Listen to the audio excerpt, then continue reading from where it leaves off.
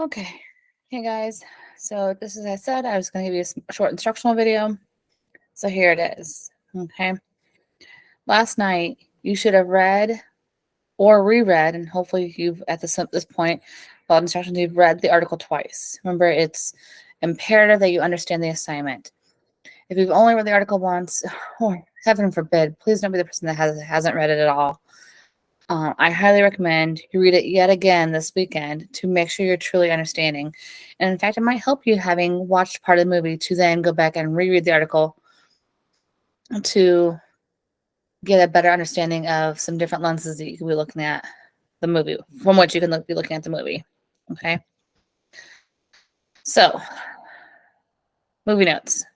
Here in just a few moments, as a reminder, you'll be doing a passage-based free write. Somebody, either whether it's the sub or one of you in the classroom, needs to start a 10-minute timer, and everyone for 10 whole minutes should have fingers on the keyboards.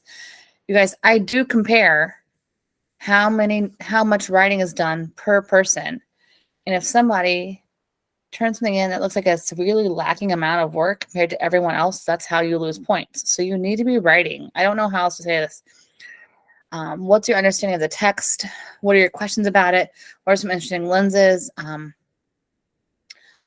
What are your initial thoughts and feelings and agreements and disagreements, and whatever you want for 10 minutes. Even just find a part of the text that you found interesting, or maybe a part of the text that you found difficult, and just start copying it down word for word, right? Then under that free write, you, as part of your homework, you were supposed to write out as many lenses as possible. To help you out, I have a list of lenses over here on the left-hand side. There are other possible lenses, but here are some. Those lenses say, and so if you don't have lenses written out on your notes, you can copy these down. I highly recommend you do so. You must have them written down there in order to receive credit. And when I say some, I mean quite a few. So you can talk about the idea of the lens of good versus bad disobedience, the idea of vice versus virtue. That's obedience and disobedience there. You can talk about the desire or the want to obey versus the fear of disobeying, right?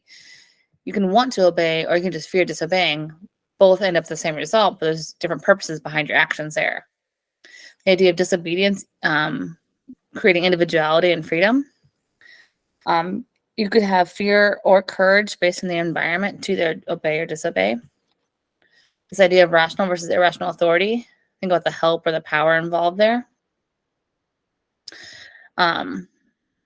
Also, with that rational versus irrational authority, that's where you get the idea of the master's authority over a slave versus the teacher's authority over a student. The idea of individualism versus collectivism.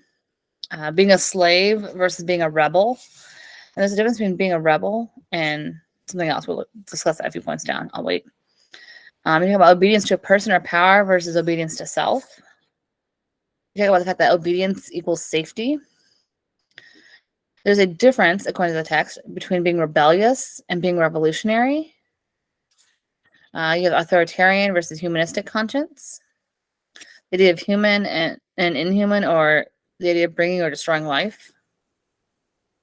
And how pop culture current events can influence one's decision to obey or not, right? So write down quite a few of these lenses, plus there are other lenses we discussed in class. There's other lenses that you probably identified for your own.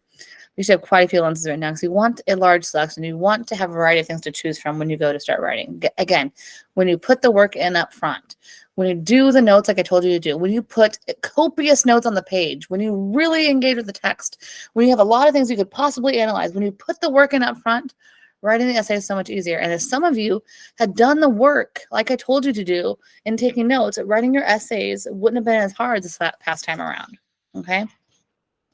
At this point in time, you should have the title of the article at the top.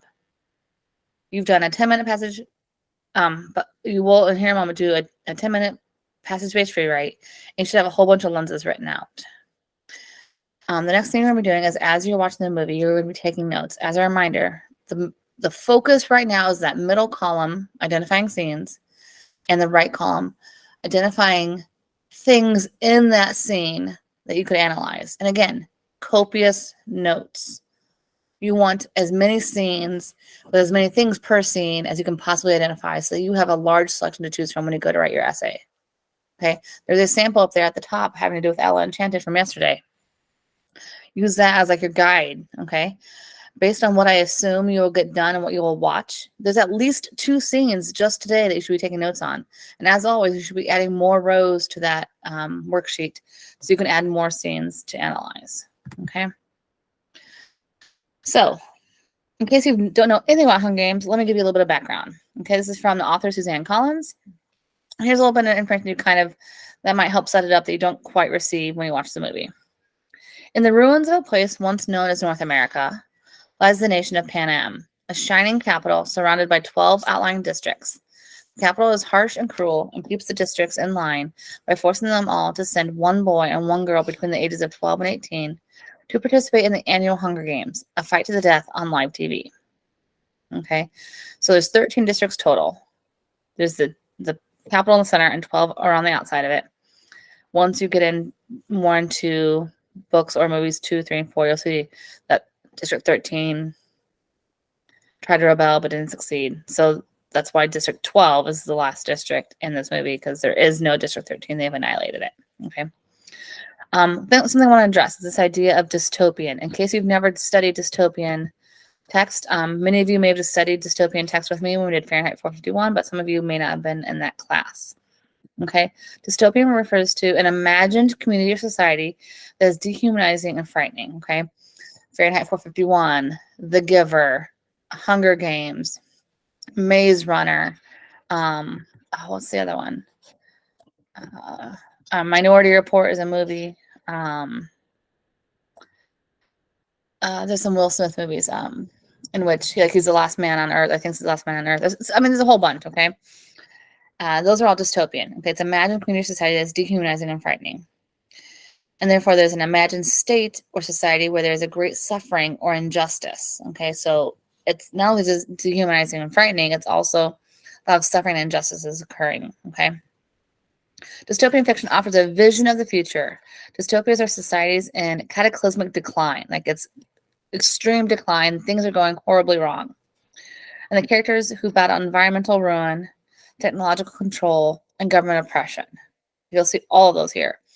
The environment's terrible. You can't do what you need to do. Technology is controlling so many things, so much oversight, and the government is very oppressive. Okay, they're very much about we're empowering everyone else must bow to our will. Okay, dystopian novels can challenge readers to think differently about current social and political climates. In some instances, can even inspire action. Okay, I'm going to be very honest. If you were to read Fahrenheit 451 right now, you'd be like, oh my gosh, how did he foretell the future of 2023? It is just absolutely scary at times. So with that in mind, you're now going to watch the movie. You're going to take notes, and eventually next week we'll be starting on Micro Theme 3. Let me know if you have any questions.